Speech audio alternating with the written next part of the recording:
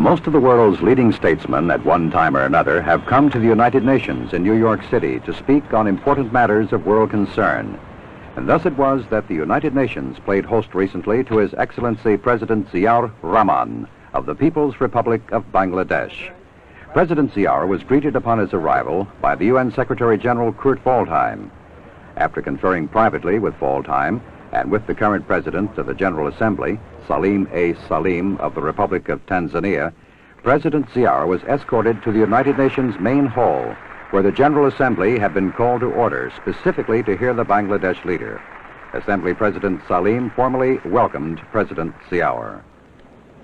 On behalf of the General Assembly, I have the honor to welcome to the United Nations His Excellency Mr. Ziaur Rahman, President of the People's Republic of Bangladesh, and to invite him to address the Assembly.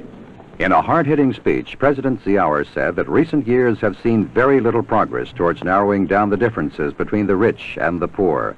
He spoke first in his native Bengali, then spoke in English. Bismillahir Rahmanir Rahim. Janab Shabapati, Janab Mahasachib, ও সম্মানিত প্রতিনিধিবৃন্দ, বাংলাদেশের জনগণের পক্ষ থেকে আমি আপনাদের সাদর সম্ভাষণ জানাচ্ছি। জাতিসংঘ সাধারণ পরিষদের এই একাদশ বিশেষ অধিবেশন বাংলাদেশের দৃষ্টিতে যে কতটা গুরুত্বপূর্ণ, আজ এখানে আমার উপস্থিতি তারই সাক্ষ্য দিচ্ছে। এই বিশেষ অধিবেশনের ব্যবস্থা করতে দীর্ঘ সময় লেগেছে। এই জন্য অনেক কষ্ট স্বীকারও করতে হয়েছে। সাধারণ পরিষদের ষষ্ঠ ও সপ্তম বিশেষ অধিবেশনের পরবর্তী বছরগুলোতে একটি নতুন আন্তর্জাতিক অর্থনৈতিক ব্যবস্থা গড়ে তোলার ব্যাপারে বিশেষ কোনো অগ্রগতি হয় নাই। ধনী ও দরিদ্র দেশগুলোর মধ্যেকার বৈষম্য হ্রাস পাওয়ার বদলে দেখা যাচ্ছে তা বরং বৃদ্ধি পেয়েছে। জাতিসংঘ সনদের আদর্শ এবং মানব অধিকার সংক্রান্ত ঘোষণার প্রতি আমরা সকলেই আনুগত্যশীল। মানুষের মৌলিক দুটি অধিকার, ক্ষুধা ও দারিদ্র্য থেকে মুক্তিসহ জীবনযাত্রার মান উন্নয়ন, পূর্ণ কর্মসংস্থান এবং অর্থনৈতিক ও সামাজিক উন্নয়ন ও বিকাশের নিশ্চয়তা বিধান করতেও আমরা প্রতিশ্রুতিবদ্ধ। The UN Charter and the evolution of the entire UN system are based on the concept of global interdependence and cooperation. Why did we opt for global interdependence? What was the rationale behind it? Because we wanted to collectively maintain international peace and security, to build a world ensuring freedom, human dignity and justice. Because the evolution of international society has made it manifest more than ever before that most problems today are interlinked and global in character, and that there can be no piecemeal solutions to these problems, just as there can be no fragmentation of peace. There can be no fragmentation of the world into segments of rich and poor without a serious threat to peace. If we believe in the community of mankind, we must accept mutual obligations and responsibilities towards that community. But there are far more compelling arguments in favor of global cooperation, as has been forcefully brought out in the report of the Brandt Commission. We commend Mr. Brandt and the members of the Commission for their understanding Mr. President, the deteriorating international situation due to foreign military intervention in the regions, far and near, is totally incompatible with the objectives of the new international economic order. Thank you, Mr. President. Thank you very much. Elsewhere in his major speech, President Ziaur called on the Organization of Petroleum Exporting Countries to provide oil to the poor and developing nations at lower prices and to invest in nations like Bangladesh.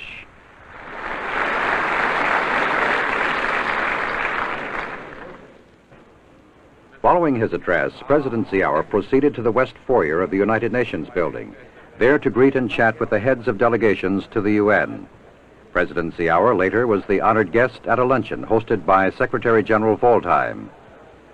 There remained one more major event on President Ziaur's UN schedule, a speech to a closed meeting of the Group of 77. Formed 15 years ago, the Group of 77 now numbers more than 100 developing nations, including the 30 least developed countries, as well as the OPEC nations.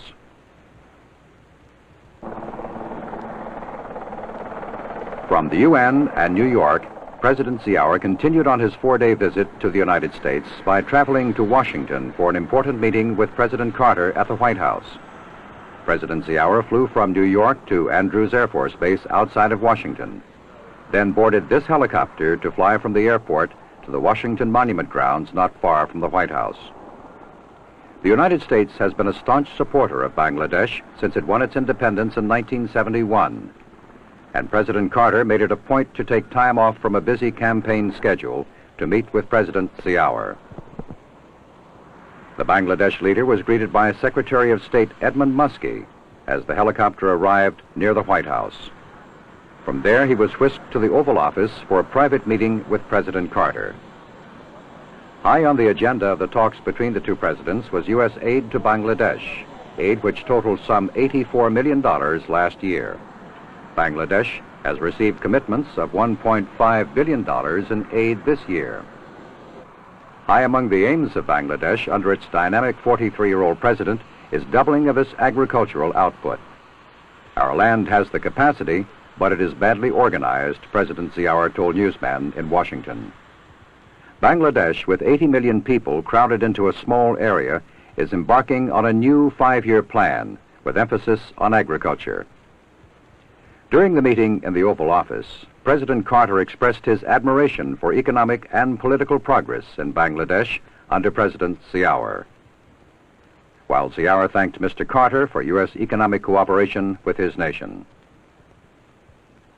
President Carter also reiterated the theme expressed by President Ziaur in his UN speech, namely that major oil exporting nations should invest some of their wealth to create jobs for Bangladesh. President Ziaur told President Carter that he has invited foreign ministers of OPEC nations to a discussion on that very subject. On another important matter discussed by the two presidents, a White House statement said both chief executives called for the immediate withdrawal of all foreign troops from Afghanistan and Kampuchea. Both presidents noted with satisfaction the excellent state of relations between the two countries, the statement said, and agreed to work to further improve the friendship and understanding which already exist. Their friendship was evident in statements by the presidents to newsmen after their meeting. It's a great pleasure for me this afternoon to welcome to the White House and to our nation President Zia, the very fine leader of Bangladesh. Since their War of Independence in 1971, tremendous progress has been made under his leadership and with the courage and determination of the people of his great country. With a population of about 90 million and with tremendous opportunities for economic improvement, President Zia has been in the forefront of making the lives of the Bangladesh citizens better each year. The world suffered along with Bangladesh in recent years because of extreme hunger and deprivation among the citizens there. But President Zia and I have been discussing in the last few minutes the possibility, he says the inevitability, that Bangladesh will in the near future, be self-sufficient in food production, perhaps even able to export food to other countries. We also had a chance to discuss the advantages of democratization of the Bangladesh political system. The open and free election process, which resulted in the election of President Zia, has been an inspiration to the world.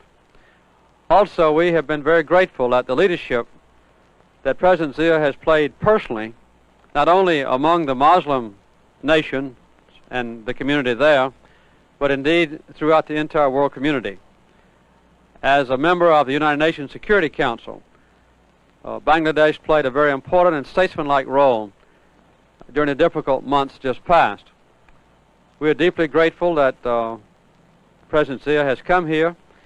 We observe with great interest his statement to the United Nations General Assembly, where he called upon the OPEC nations to provide oil to the poor and developing countries of the world at lower prices, and also encourage the OPEC nations with that tremendous influx of capital to invest in the developing nations like Bangladesh to provide a better life and employment for the people there.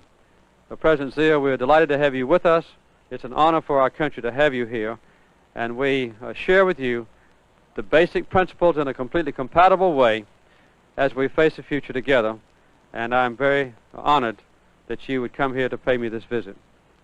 Thank you, Mr. President. Thank you, sir. Thank you. Mr. President, it has been a great honor for me and my delegation to have the opportunity to meet you at a time when you are so very busy for the election and you have so much of work at hand. Mr. President, let me tell you that how grateful the people of our country are to the people of your great country for the moral support that was rendered to us, in fact support in all possible manner.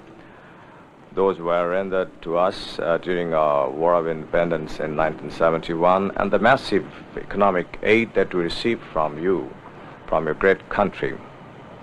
Thereafter, to meet the many necessities which otherwise would have, if not met, would have created tremendous problem for us.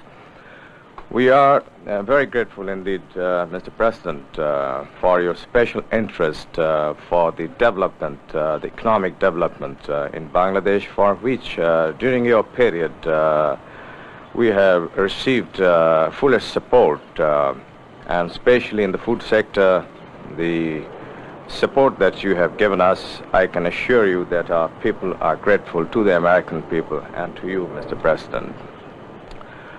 And the short meeting that we had a few minutes ago, we had discussed all possible aspects of our relationship, and we discussed some of the important problems facing the world, both economic and political. And I must say how happy I am that in these cases our views are identical. Mr. President, the important role that your great country has played, the people of the United States and yourself, to uphold the Charter of the United Nations for maintenance of peace and stability in the world is something that we praise you for.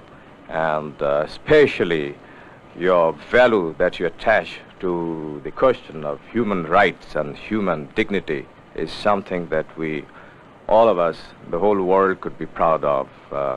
Mr. President, I wish you success. I wish the American people success and strides in the future.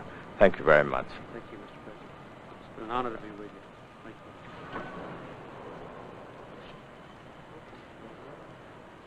you. President Ziaur left Washington for another brief stop in New York and then went on to Paris, France, saying as he left, President Carter has assured me of all possible assistance, especially in the agriculture sector.